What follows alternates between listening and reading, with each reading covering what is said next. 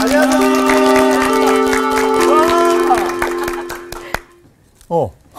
네. 잘 있었어요? 네. 새로운 얼굴이 보이시죠? 네. 아, 예. 예. 웬일이야? 웬일이야. 잠깐 소개 좀 해주세요. 안녕하십니까. 저는 배우 이미은입니다. 네. 네. 호시탐탐 이곳을 오고 싶었습니다. 네, 원래 그렇게 말을 해요. 굉장히 아니, 예쁜데요. 너무 지적으로 이렇게 하기, 그래서, 예. 지적으로 안 보일 수도 있어요. 예. 네. 그, 계속 듣다 보면 지적인 거 알게 되실 겁니다. 네. 과연. 네. 정현정 선생님 시 가운데 네. 한 사람이 온다는 것은 어마어마한 일이다. 왜냐하면 한 사람의 일생이 오기 때문이다. 미은 시를 어떻게 다 씨가 외우시지? 온 것은 어마어마한 일입니다, 지금. 감동입니다. 그죠? 근데, 미은 씨가 배우라고 그랬죠? 네. 아까 잠깐 얘기 들으니까 뭐 IT 선교도 하고 네. 어떤 일이에요? 저희 이제 연예인 선교팀이 있어서 그 선교팀들이 같이 IT에 방문을 해서 아이들 그 전에 수술한 친구들 진료도 해주고 또 올해 수술하러 올 친구들을 다시 한번 진료하면서 제일 심각한 친구들, 조금 빨리 해야 될 친구들 와서 수술해주는데 해마다 한 15명씩 수술했는데 15. 네, 올해는 조금 인원이 줄어서 6명 와서 지금 현재 수술하고 회복 중에 있습니다. 그러니까 IT에서 하는 게 아니고 데려와서. 예, 네. 거기에는 의료시설이 그만큼 안 되는군요. 네네, 의사 선생님도 없고. 사람 살리는 배우예요. 글쎄요. 네. 맨. 왜냐하면 이제 그 믿는 사람으로 산다고 하는 것은 생명을 살리고 네. 생명을 풍부하게 하는 게 믿는 사람들의 삶이어야 하는데 네. 마음은 있지만 잘 안 되거든요. 네. 근데 본인이 가지고 있는 경험 또 본인이 가지고 있는 사회적 영향력 이런 것들을 통해서 누군가를 도울 수 있다는 건 정말 아름다운 일이죠. 맞습니다. 미은 씨의 그 증언 통해서 정말 세상 도처에 어둡긴 하지만 저렇게 아름다운 빛의 알갱이 같은 사람들이 있어서 세상이 그나마 이렇게 살만한 곳이 되고 있구나 그런 생각이 들어요. 네. 고맙습니다. 부끄럽습니다. 네, 고맙습니다. 우리 선생님은 또 그 순간에 또 빛의 알갱이라는 단어를. 알갱이가 되고 싶다 막. 그쵸? 알곡도 아니고 알갱이. 알갱이 오랜만에 듣네요. 알갱이는 그만해. 알갱이. 우리 이제 성경 읽고 예, 알겠습니다. 합시다. 네. 오늘 우리가 공부할 내용은 잠언 24장 19절부터 마지막 절까지 읽을 텐데 네. 우리 상훈 씨부터 좀 읽을까요? 네. 네. 너는 행악자들로 말미암아 분을 품지 말며 악인의 형통함을 부러워하지 말라. 대저 행악자는 장래가 없겠고 악인의 등불은 꺼지리라. 내 아들아, 여호와의 왕을 경외하고 반역자와 더불어 사귀지 말라. 대저 그들의 재앙은 속히 임하리니 그 둘의 멸망을 누가 알랴. 이것도 지혜로운 자들의 말씀이라. 재판할 때 낯을 보아주는 것이 옳지 못하니라. 악인에게 네가 옳다 하는 자는 백성에게 저주를 받을 것이요 국민에게 미움을 받으려니와 오직 그를 견책하는 자는 기쁨을 얻을 것이요 또 좋은 복을 받으리라. 적당한 말로 대답함은 입맞춤과 같으니라. 내 일을 밖에서 다스리며 너를 위하여 밭에서 준비하고 그 후에 내 집을 세울지니라. 너는 까닭 없이 내 이웃을 쳐서 증인이 되지 말며 내 입술로 속이지 말지니라. 너는 그가 내게 행함같이 나도 그에게 행하여 그가 행한 대로 그 사람에게 갚겠다 말하지 말지니라. 내가 게으른 자의 밭과 지혜 없는 자의 포도원을 지나며 본즉 그 가시덤불이 그 전부에 퍼졌으며 그 지면이 거친 풀로 덮였고 돌담이 무너져 있기로 내가 보고 생각이 깊었고 내가 보고 훈계를 받았노라. 내가 좀 더 자자 좀 더 졸자 손을 모으고 좀 더 누워있자 하니 내 빈궁이 강도같이 오며 내 곰핍이 군사같이 이르리라. 네. 오늘 수업 잠언 49강 악한 세상에 길들여지지 말라. 오늘 우리가 공부하는 19절 처음부터 보면 네. 아까 그 미은 씨가 살고 있는 삶의 모습이 어두운 세상을 밝히는 한 점 등불일 수 있다고 얘기를 했는데 네. 우리가 사는 세상에는 선한 사람들이 나는 더 많다고 믿어요. 네. 네. 착한 의지를 가지고 있는 사람들이 더 많은데 네. 악한 일을 하는 사람들의 행위가 도드라져 버려요.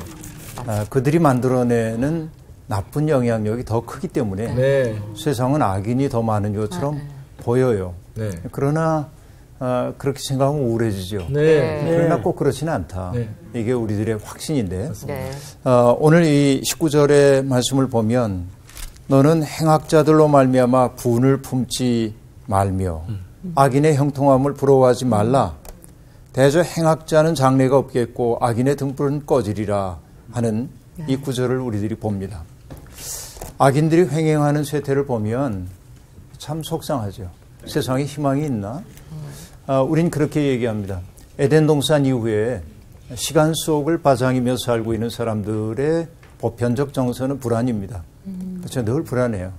왜냐하면 인간이라고 하는 게 유한한 존재이기 때문에 네. 유한함 속에 불안함이 있어요. 네. 내가 절대자라고 한다면 불안하지 않을지도 모르죠. 그러나 불안함은 우리의 운명이에요. 그런데 그 불안함을 내 삶으로 받아들이면서 그 속에서 내가 할 수 있는 최선이 뭔지 이런 걸 뭐라고 얘기하냐면 존재의 용기. 존재의 용기입니다. 네. 그러니까 남들과 나를 비교하며 사는 게 아니라 내게 주어져 있는 생애 조건을 내 삶으로 수용하고 네. 그 속에서 내가 어떻게 더 발전할지 내가 얼마나 더 나은 존재가 되는지 네. 이런 노력을 할 수 있는 내적 힘 이게 용기예요. 우리가 믿음을 갖는다고 하는 것은 저런 용기를 내 속에 모셔드리는 일이라고 볼 수 있겠는데 네. 그런데 저런 용기를 내서 애써 살긴 하는데 악한 사람들이 득세하는 세상 모습 그렇죠. 나쁜 의도를 가지고 있는 사람들이 물질적인 풍요를 누리고 높은 자리에 올라가고 이런 일들을 보면 우리의 마음속에 나도 모르게 분노의 감정이 생기게 되고 또 그런 일이 거듭되다 보면 냉소하는 마음도 우리 속에 생겨요. 그렇죠? 세상은 원래 그래. 아무리 노력해도 세상 바뀌지 않아. 이런 냉소와 절망감이 우리의 속에 내면화되죠. 근데 그보다 더 무서운 건 뭐냐? 냉소하고 분노하면서도 마음 한구석에 부러운 생각이 드는 거예요. 저 사람들 정말 능력자야. 맞아. 맞아요. 세상이 정말 악한데 저 사람들 능력자야. 나도 좀 저렇게 돼봤으면 그런 마음이 있는 거죠. 이게 이제 가장 무서운 거야. 이게 길들여지는 거예요. 악한 세상에 길들여지는 거라고 볼 수 있죠. 그러나 믿음의 사람들은 언제나 자기의 삶을 그들에게 초점 맞추고 사는 사람들이 아니죠. 하늘의 나의 삶을 늘 소급하며 사는 사람들이죠. 하늘이라고 하는 기준에 맞춰서 내 삶을 조율할 줄 아는 것이 믿음의 사람들이라고 얘기할 수 있겠죠. 그런 삶이 중요한 겁니다. 어떻게 하면 그들을 부러워하지 않을 수 있을까? 내 삶의 지향이 분명하면 됩니다. 그렇죠. 그들이 어떻게 하든지 나는 이렇게 살 거야. 생의 지향이 분명하면 됩니다. 그런데 여러분 우리가 알아야 할 것이 있습니다. 어둠이 빛을 이길 수 없죠. 거짓이 진실을 이길 수 없습니다. 이건 언제나 그렇습니다. 맞아요. 당장은 어둠이 빛을 이기는 것처럼 보입니다. 거짓이 진실을 이기는 것처럼 보입니다. 그런데 그건 그렇지 않습니다. 여러분 어느 날 거위들이 이렇게 살고 있는데 주인이 거위 한 마리를 따로 띄어가지고 별도의 공간에 좋은 조건 속에 얘를 놔주고 먹이를 많이 주는 거예요. 그러니까 다른 거위들이 아니 쟤만 왜 특권을 누리는 거야? 왜 우리는 이렇게 적게 먹는데 쟤는 많이 먹는 거야? 시간이 지나고 보니까 이쪽 거위가 살이 통통하게 찌는 거예요. 그러니까 부러웠어요, 이 거위들이. 살찐 걸요? 근데, 살찐 건 뭐, 살이 찐 거지. 근데 추수감사절이 다가왔어요. 아이고. 야, 큰일 났네. 아이고. 그러자 주인이 누굴 잡을까요? 살찐 거. 그러니까, 뭔가 특권을 누리는 것처럼 보이지만, 그는 사실은 추수감사절을 위해 예비된 재물이었던 거죠. 악인들이 그런 거예요. 재물이군요. 하나님의 뜻을 어기면서 호의호식하고 자기 스스로 성공을 거뒀다고 생각하는 사람들의 운명이 예. 살찐 거위와 다를 바가 없다. 네. 그렇게 맞습니다. 얘기할 수 있어요. 이거는 우리들이 분명히 알고 가야 합니다. 그러므로 그들의 형통을 부러워해서는 안 된다. 네. 다시 얘기하면 안달하지 말아라. 그렇죠. 우리는 안달해요. 속을 태우며 살아. 스스로. 다 속병이거든. 왜냐하면 그의 행운이 나의 행운이 아닌 것이 속상하기 때문에 그렇습니다. 그냥 내 몫의 삶, 이 정도면 됐어 하고 누리며 살면 됩니다. 그런데 이 얘기가 자칫하면 오해의 가능성이 있어요. 그냥 만족하고 살아. 현상 질서에 만족해 이런 얘기 아닙니다. 네. 세상이 힘 있는 사람들에 의해 힘 없는 사람들이 속절없이 착취당하고 억압을 당할 때 네. 세상은 원래 그래. 나라도 바로 서야지. 이렇게만 얘기하는 건 믿음의 삶이 아니에요. 네. 하나님의 뜻은 뭐냐면 우리가 고통받는 사람들이 안심하고 자기에게 주어져 있는 삶의 몫을 충분히 누리며 살 수 있는 세상을 원하시죠. 네. 그러므로 우리는 분노해야 할 것에 대해서 분노할 줄 알아야 합니다. 네. 그렇죠. 분노하지 않는 믿음, 이거 조금 곤란한 믿음일 수 있어요. 네. 근데 분노한다고 해서 누구에 대한 증오로 바뀌어서는 안 됩니다. 네. 그렇죠. 네. 나의 이웃에게 고통을 가하고 있는 불의한 현실이 있을 때 네. 거기에 대해서 아니오라고 말할 수 있어야 네. 그건 참다운 믿음이라고 얘기할 수 있겠죠. 네. 그 얘기입니다. 자, 악을 행하는 사람들 때문에 불평하지 말아라. 불의를 행하는 사람들 때문에 시기하지 말아라. 그들은 풀과 같이 속히 배임을 당할 것이다. 네. 이게 어디냐면 시편 37편에 나오는 얘기입니다. 그렇죠. 풀처럼 그들은 배임을 당할 것이다 하고 네. 말합니다. 불의한 사람들 시기할 거 없어. 네. 불의한 사람들 때문에 불평하지 마. 그들은 풀처럼 속히 배임을 당할 것이고 푸른 채소같이 쇠잔할 것이미로다 하고 말합니다. 그래서 악인의 형통 부러워할 것 없어요. 아까 뭐라고요? 추수감사절을 위해 예비된 거위야. 네. 살찐 거. 네. 잘 먹여서. 네, 잘 먹여서. 예. 악은 그런 거예요. 악은 그렇게 번성해. 하지만 부러워하지 말아라. 네. 나는 단단하게 내 길 간다. 네. 이게 믿음의 사람들에게 요구되는 삶입니다. 네. 다음 볼게요. 네. 21절인데요. 내 아들아 여호와와 왕을 경외하고 반역자와 더불어 사귀지 말라. 대적 그들의 재앙은 속히 임하리니 그 둘의 멸망을 누가 알랴. 여러분 여호와와 왕을 경외하라고 얘기하고 있습니다. 그죠? 네. 경외해야 할 대상이 누구냐면 여호와 그 다음에 왕. 왕입니다. 그러니까 여호와는 하나님이죠. 네. 대개 여기서 여호와로 표현되어 있는 하나님은 역사 속에 개입하셔서 네. 고통받는 사람들을 구원하시는 하나님을 뜻할 때 네. 네. 역사에 개입하시는 하나님을 뜻해요. 네. 그 하나님. 그리고 여호와와 왕을 나란히 놓은 까닭이 뭐냐면 네. 여호와께서 왕을 통하여 당신의 통치를 하시기 때문에 그렇습니다. 네. 그러면 이 둘은 어떻게 해야 되냐면 경외하라고 얘기를 했어요. 그렇죠? 존경해야 되고 두려워해야 합니다. 지금 신앙에서 우리 그 한국 교회 신앙에서 가장 사라진 것이 뭐냐?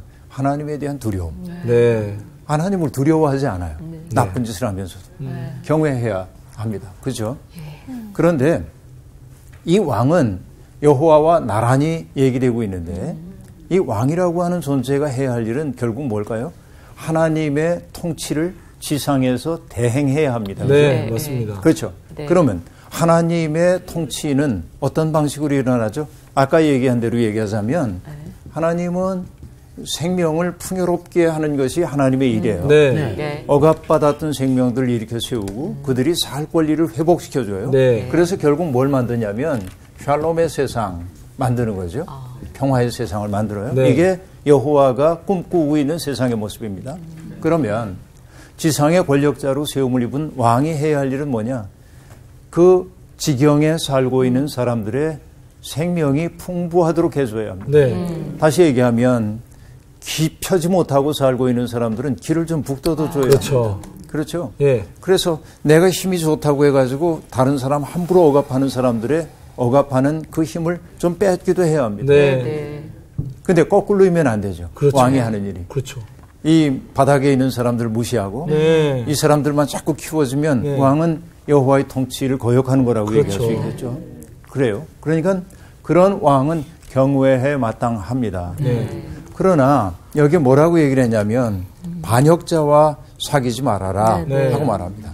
여기에서 반역자는 변절자 혹은 변덕스러운 사람을 뜻하는데 그것은 뭐냐? 하나님의 정당한 통치를 받아들일 생각이 없는 사람입니다. 이것이 여기에 얘기하고 있는 반역자예요. 정당한 권위를 인정하지 않으려고 하는 이들이 있다는 얘기죠. 근데 여러분 혹시 이런 말을 들어보신 적이 있는지 모르겠는데,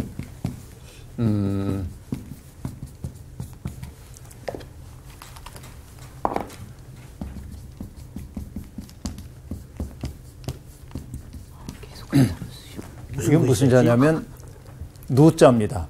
누. 뒷골목이에요. 예. 그러니까 누규인데 예. 세상에는 두 가지 규칙이 있대. 예. 노규도 있고 청규도 있어. 맑은. 전 정규예요. 규칙. 정규, 청규. 예. 네. 그럴 줄 알았어요. 맑은 규칙이 있어. 이게 뭐냐면은 뭐 이웃 사랑해야 돼. 보편적인 규칙들. 인간이 도둑질하면 안 돼. 뭐 우리가 누군가를 존중하며 살아야 돼. 이것이 이제 청규에 속해요. 네. 근데 이 노규는 이게 뒷골목과 관련된 건데 어떤 거냐면 도둑질을 해도 쌀독이 빈집에서는 하면 안 돼. 그러니까 이것은 인간이 마땅히 해야 할 일을 가르쳐 준다면 이거는 인간의 저작거리에서 벌어지고 있는 일 가운데 그나마 지켜가야 할 것들을 얘기하는 게 최소한의 어떤 그 예의 범위 같은 안에서. 거지. 그렇죠? 예, 이런 거이죠. 근데 의리도 두 가지 의리가 있어요. 정말 의리를 위해 연대하고 있는 의리도 있고 자기의 보스를 위해서 의리 지키는 사람들도 있어요. 그 사람들은 멋있다고 그럽니다. 그 사람이 불의한데도 불구하고 그 불의한 이에게 의리를 지키는 거 그걸 여기에 따라서 얘기하자면 누의라고 할까? 그죠? 그런 것도 있어요. 근데 우리 기독교인들이 지향하는 건 이게 아닙니다. 이거죠. 그렇죠. 보편적인 거. 그러니까 변절자라고 하는 사람들은 뭐냐? 정당한 권위를 인정하지 않는 사람들을 얘기하는 거예요. 그런 사람들에게는 어떻게 된답니까? 재앙이 속히 임할 거다. 그들에게는 재앙이 임한다. 정당한 규칙을 외면하는 사람들에게는 반드시 재앙이 오도록 되어 있다. 단언적으로 지금 얘기를 하고 있습니다. 그렇죠? 그 다음 보겠습니다. 23절부터 좀 길게 볼게요. 이것도 지혜로운 자들의 말씀이라. 자, 여기부터 먼저 얘기하자면 여러분 이것은 새로운 표제로 시작되고 있죠. 이것도 지혜로운 자들의 말씀이라 하고 말합니다. 이건 뭐냐면 앞에서 우리는 22장 22절부터 24장 22절까지 30개의 교훈이 나열되어 있는 것을 봤거든요. 그러니까 30개의 교훈이 끝난 다음에 이제 23절이 시작이 되는 거예요. 그러니까 30개의 잠언 말고 또 다른 새로운 잠언이 시작되는 단락임을 보여주고 있는 거예요. 그래서 어떤 말로 시작되냐면 재판할 때 낯을 보아주는 것이 옳지 못하니라. 악인에게 내가 옳다 하는 자는 백성에게 저주를 받을 것이요 국민에게 미움을 받으려니와 오직 그를 견책하는 자는 기쁨을 얻을 것이요 또 좋은 복을 받으리라. 적당한 말로 대답하면 입맞춤과 같으니라. 이렇게 말하는데요. 한마디로 얘기하면 재판의 공정성 이걸 요구하고 있어요. 그러니까 누군가의 낯을 보아준다고 하는 말은 뭐죠? 얼굴을 보아가면서. 그렇죠. 그 사람 얼굴 봐서 그냥 이렇게 그렇지. 이런 거잖아요. 나하고 잘하는 사람이니까. 얼굴 봐서? 얼굴 봐서. 잘하는 사람이니까.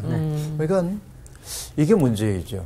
우리가 여러분 그리스에서 정의의 여신 보면은 눈을 가린 모습으로 나타나죠. 그렇죠. 한 손에 칼을 들고 한 손에 저울을 들고 눈을 가리고 있습니다. 뭐냐면 내가 누군가를 본다라고 하는 것은 나와 친소 관계에 따라서 그를 대하는 나의 입장이 달라질 수 있기 때문에 그렇죠. 그러니까 눈을 가리는 것이 법정신이에요. 그렇죠. 그래서 재판관은 늘 뭘 해야 되냐면 법에 따라서 엄정하게 집행을 해야 합니다. 이것이 성경이 얘기하고 있는 공의입니다. 그렇죠. 공의가 훼손되면 안 돼요. 그게 무너지면 안 돼요. 그런데 우리 역사 속에서 보면 특정인을 염두에 두고 법을 제정하기도 하고 또 법을 전문적으로 다루고 있는 사람들도 늘 똑같은 규칙으로 사람들을 대하지 않고 법을 적당히 구부려서 자기가 잘 아는 사람들에게 유리하도록 적용하는 때도 있습니다. 네. 그렇죠. 이것이 한 사회를 불신사회를 만드는 거예요. 네. 옛날에 여러분 그 인질극을 벌였던 이들이 했던 말이 있죠. 무전유죄. 그렇지. 아니 유전무죄. 유전무죄. 유전무죄. 무전유죄. 유죄 그렇게 얘기했죠. 근데 그들의 범죄를 정당화할 수는 없죠. 그런 말들이. 그렇죠. 그러나 그 말이 일말에 진실이 없다고 얘기할 수는 없어요. 맞아요. 네. 힘 있는 사람들은 죄가 있어도 네. 죄 없는 것처럼 되고 네. 힘 없는 사람은 배고파서 빵 하나 훔쳤는데 그것 때문에 감옥 가야 하고 법이 공정하게 재판되지 않을 때 세상은 위험에 처할 수밖에 없는 거죠. 네. 그 얘기를 지금 해주고 있습니다. 그러니까 악인을 옳다 하는 거예요. 법을 왜곡한다고 하는 것은. 그런데 그들의 운명이 어떻답니까? 공의를 왜곡하는 자들의 운명 또한 마찬가지입니다. 백성에게 저주를 받을 것이요. 네. 백성의 미움을 받을 것이다 라고 얘기합니다. 그럼 여러분 이렇게 법을 왜곡하는 까닭이 뭘까 생각해 보면 왜 왜곡할까요? 법을 다루는 사람들이 자기 잘 살려고요. 자기 영토 확장. 영토 확장. 그런 거 있을 거예요. 두 가지라고 볼 수 있는데 출세에 대한 욕망. 네. 힘 있는 자들과 합일화하는 게 출세에 훨씬 더 도움이 되기 때문에 네. 그런 거라고 볼 수 있죠. 또 하나는 뇌물과도 관련이 그렇죠. 있죠. 그렇죠. 재판을 굽게 만들 수 있죠. 네. 뇌물이라고 하는 것이 네. 이런 것들입니다. 그러나 그런 이들은 어쨌든 백성들과 민족들에게 저주를 받을 거다. 미움을 받을 거다 하는 얘기입니다. 거꾸로 악인들을 악한 것으로 드러내는 사람들은 어떻게 된다고요? 기쁨과 좋은 복을 받을 것이다 하고 말합니다.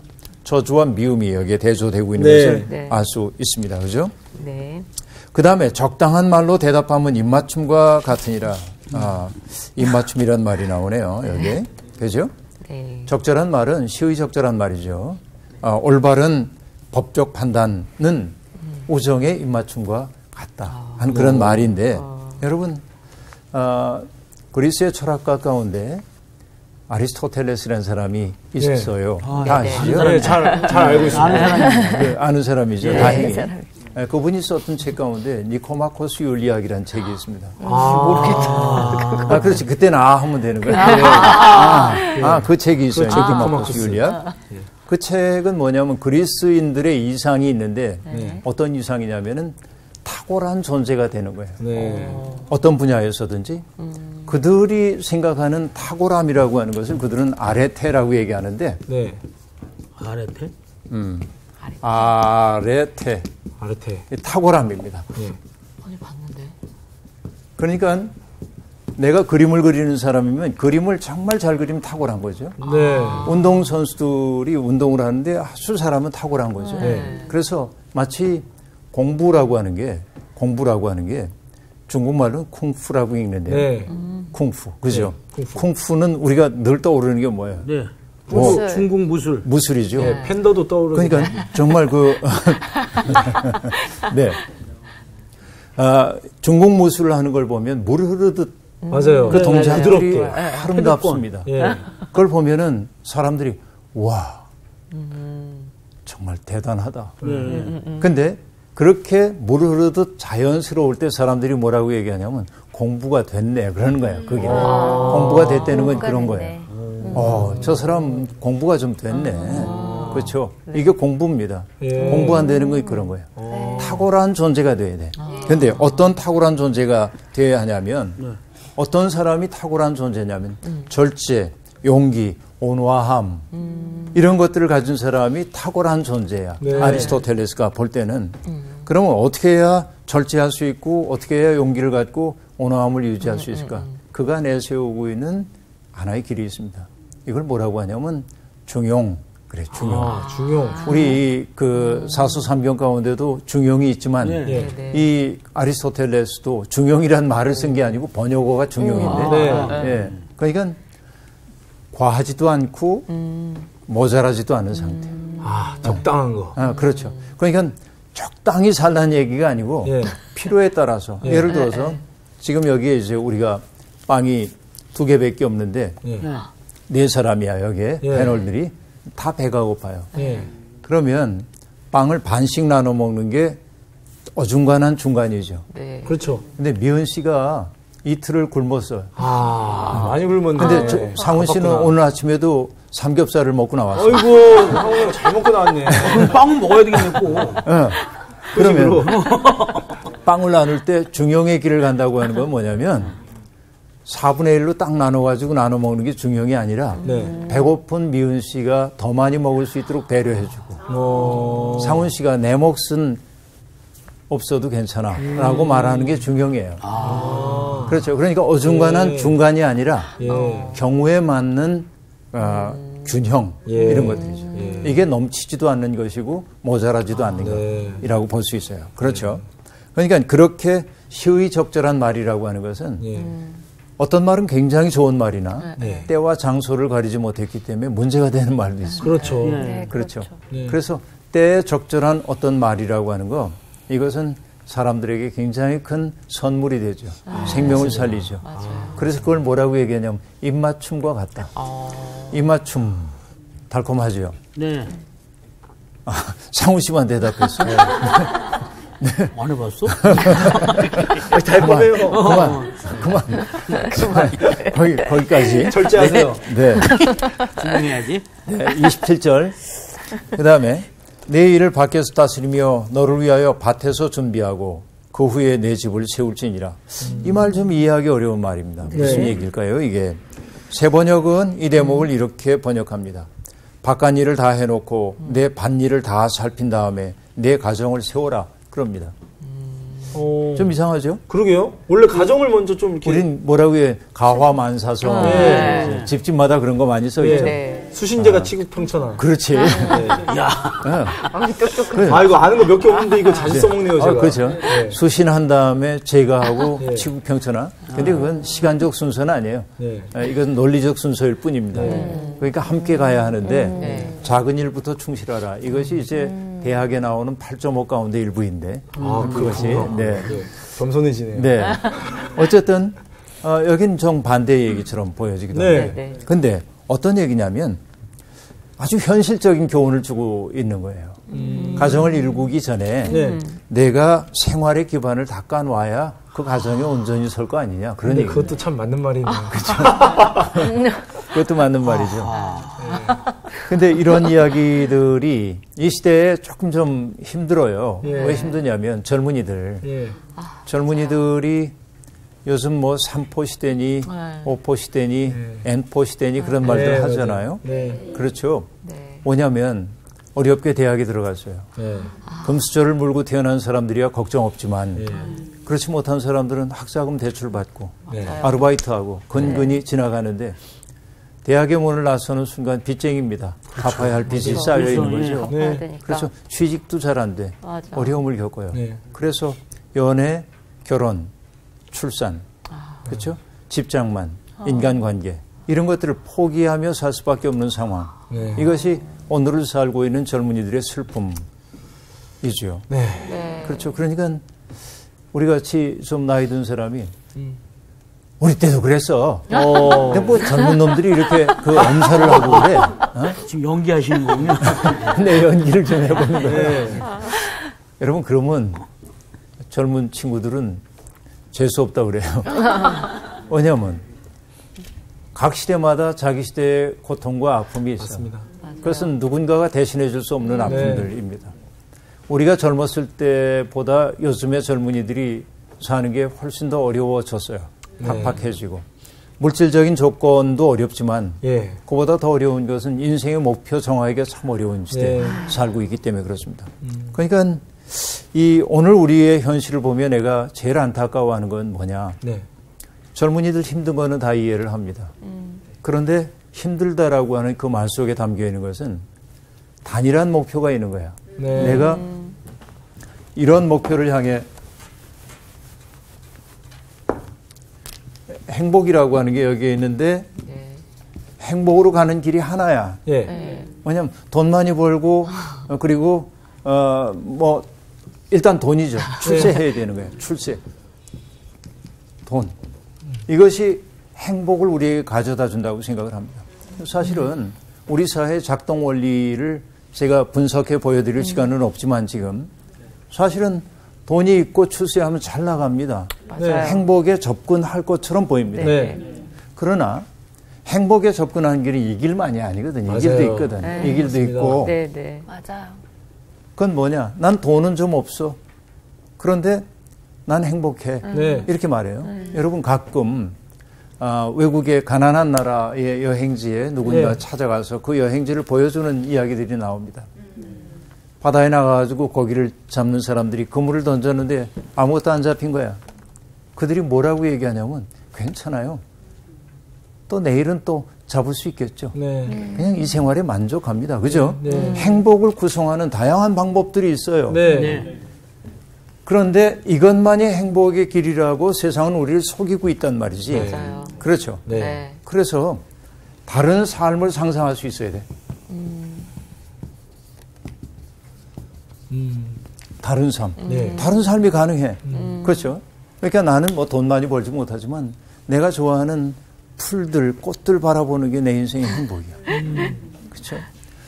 호텔에 가가지고 진수성찬 못 먹지만 여러분 제가 좋아하는 형님 목사님이 네. 있는데 제 형님이 아니라 네. 형님 목사님.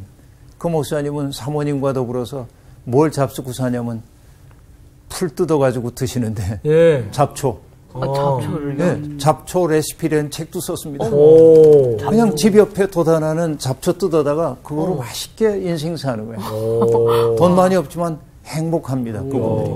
그러니까 삶을 구성하는 행복을 구성하는 다른 방법들이 있다는 사실을 예. 우리가 상상하기 시작해야 하는 거예요. 네. 이게 정말 행복해지는 일인데 네. 현실적으로는 이런 교훈이 맞죠. 잘 살 수 있는 그 준비 다 돼서 직업도 가져야 되고 집도 장만하고 이런 다음에 결혼해. 이게 현실적인 얘기지만 이 구절은 이것도 일리는 있으나 네. 우리는 다른 삶을 상상하는 능력이 우리 속에 회복되어야 합니다. 그렇죠? 네. 그 정도 해보죠. 그 다음에 28절, 29절이요. 너는 까닭 없이 내 이웃을 쳐서 증인이 되지 말며 내 입술로 속이지 말지니라. 너는 그가 내게 행함같이 나도 그에게 행하여 그가 행한 대로 그 사람에게 갚겠다 말하지 말지니라. 자, 어떤 얘기냐면 까닭 없이 이웃을 해치는 증인이 되지 말라는 말이에요. 네. 앞에서 우리가 왜곡된 재판장 얘기 들었죠? 네. 근데 지금은 뭐냐면 거짓된 증인입니다. 네. 그렇죠. 성급한 증인을 지금 얘기하고 있는 거예요. 그래서 개인적인 감정을 갚기 위해서 네. 사적인 복수심 때문에 네. 내가 증인이 되겠습니다 해서 거짓 증인함으로 그를 무너뜨리려고 하는 일을 경계하는 일입니다. 네. 그가 내게 준 만큼 나도 되갚아 주겠다고 하는 그 마음이 네. 세상을 어둡게 만들고 세상을 폭력의 악순환 속으로 밀어넣는 거죠. 네. 그래서 우리는 여러분 바울 사도도 얘기합니다만 악에게 지지 말고 네. 그다음에 뭐예요? 악을 손으로 이기라. 악을 이기라. 이기라. 그렇게 말하죠. 네. 이런 대목들이 중요해요. 다음. 내가 게으른 자의 밭과 지혜 없는 자의 포도원을 지나며 본즉 가시덤불이 그 전부에 퍼졌으며 그 지면이 거친 풀로 덮였고 돌담이 무너져 있기로 내가 보고 생각이 깊었고 내가 보고 훈계를 받았노라. 내가 좀 더 자자 좀 더 졸자 손을 모으고 좀 더 누워있자 하니 내 빈궁이 강도같이 오며 내 권핍이 군사같이 이르리라 하고 말합니다. 여러분 앞서 우리가 이전에 봤던 게 뭐냐면은 술꾼의 참상 얘기를 네, 맞아요. 봤었죠. 네. 지난번에 네. 뭐 술 먹으면 뭐 어지러지하고 뭐 배에 누운 것 같고 뭐 이런 얘기들이 나왔죠. 네. 아, 포도주의 빛깔이 아름답다는 등 이런 네. 소리 해가면서 망신의 길로 가는 거 네, 봤는데 맞아요. 지금은 뭐냐면 게으른 사람의 참상을 보여주고 있습니다. 게으른 사람의 밭 어떨까요? 뭐 자풀들이 우거지고 네. 목정밭처럼 변하고 있고 네. 그런 거죠. 가시덤불이 퍼져 있고 거친 풀이 덮이고 돌담이 무너지고 그런 거예요. 그렇죠. 손가락 하나 까딱하기 싫어하는 사람. 그렇죠. 인생 별거 있어. 그러고 그런 태도로 아주 게으르게 사는 사람들이 있단 말이죠. 근데 여러분 재미나는 건 우리가 쌀을 뜻한 우리 밥 먹고 살잖아요. 네. 쌀을 뜻하는 한자어는 뭐죠? 미. 미죠. 미는 네. 어떻게 써요? 그렇게. 이렇게 거기 쓰죠? 예. 네. 이렇게. 그렇게 하고 이게 8팔, 네. 10십자가 있죠. 예. 그렇죠? 네. 그러니까 무슨 얘기냐면 쌀 한 톨이 우리 손에 들어오기까지 농부는 88번을 허리를 굽혀서 돌봐줘야 된다는 거예요. 예. 쌀밑잔 그런 뜻이 있어요. 그러니까 쌀 한 톨이 내 입에 들어오기까지 얼마나 많은 땀과 수고가 있었는가 하는 얘기이죠. 예. 이게 정말 위대한 일이에요. 그래서 쌀 한 톨의 무게를 알 수 있는 사람이라야 세상이 얼마나 고마움인지를 네. 알게 되는 거죠. 근데 어떤 것도 그럽니다. 사람의 손길이 미치지 않으면 돌까지도 부식돼. 네. 사람이 사는 집은 퇴락한 집인데도 불구하고 무너지지 않습니다. 네. 근데 그 집에서 사람이 떠나고 나면 그 집은 금방 폐허로 변합니다. 네. 여러분 보셨을 거예요. 폐허로 변한 집들을. 그렇죠? 폐가가 을씨년스럽죠. 네. 반만 그런 게 아닙니다. 뭣도 그러냐면 우리의 마음도 그럽니다. 내 마음을 내가 자꾸 살피고 내 마음 속에 돋아나는 잡풀들을 걷어내고 내 마음 속에 있는 가시들을 걷어내지 않으면 네. 내 마음은 금방 목정밭으로 변해버리고 말이죠. 그렇죠? 을씨년스럽게 변합니다. 을씨년스러운 그곳에 사는 것은 나쁜 것들이 깃들 수가 있죠. 그렇죠. 악마와 같은 것들이 우리의 마음을 지배할 수도 있는 거예요. 그렇기 때문에 언제나 밭도 잘 살펴야 하지만 여러분 우리가 마음밭 그렇게 얘기하죠. 마음밭도 있죠. 네. 그 마음밭을 잘 살펴서 부지런하게 그렇게 가야 하는 거죠. 그러니까 이것은 밭에 대한 얘기이기도 하지만 그러니까 근면한 노동에 대한 이야기이기도 하지만 우리의 내면을 잘 살피라는 교훈으로 우리는 받아들일 수도 있는 것이죠. 게으른 사람은 언제나 그럽니다. 좀 더 자자, 좀 더 졸자, 손을 모으고 좀 더 누워있자. 그러자 빈궁이 강도같이 오며 곤핍이 군사같이 이르리라 하고 말합니다. 자, 이 교훈을 나는 보았다, 생각이 깊었다, 훈계를 받았다. 그렇게 말합니다. 항상 내 존재가 새로워지는 것은 뭔가를 유심히 볼 때예요. 그리고 그것을 생각을 깊이 생각해 보는 거예요. 그리고 그 속에서 내 인생에 도움이 될 만한 교훈을 찾아내는 일이 필요해요. 그런데 여러분 게으름도 좋을 때도 있습니다. 그래요? 게으름이 좋을 때도 있어요. 게으름이 때때로 창조력의 원천이 되기도 하기 때문에 그렇습니다. 그렇긴 해요. 예. 그치? 멍 때릴 때 뇌가 많이 움직인대요. 진짜. 예. 제가 좋아하는 그 그림 동화가 있어요.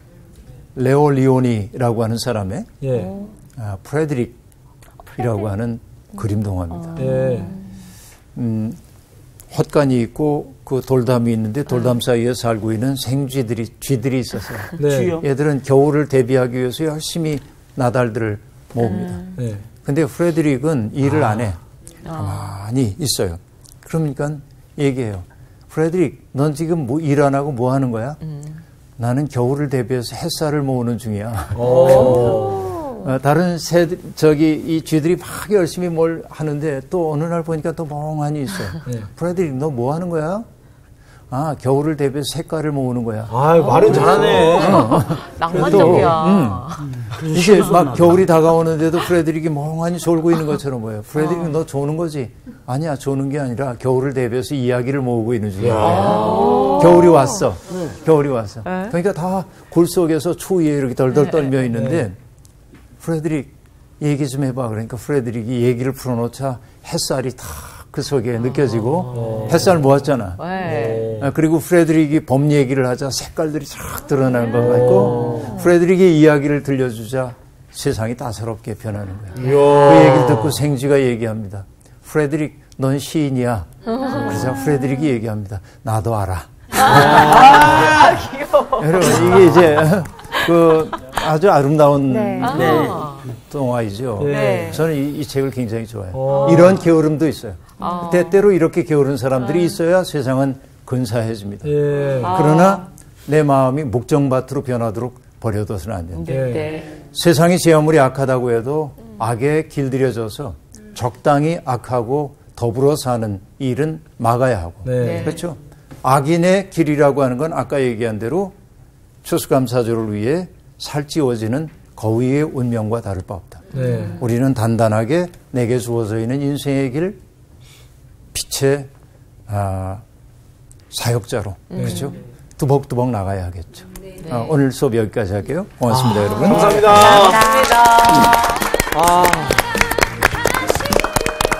저는 맨 마지막 여기 33절, 34절 말씀이 한때 저희 주제 말씀이었어요. 좀 더?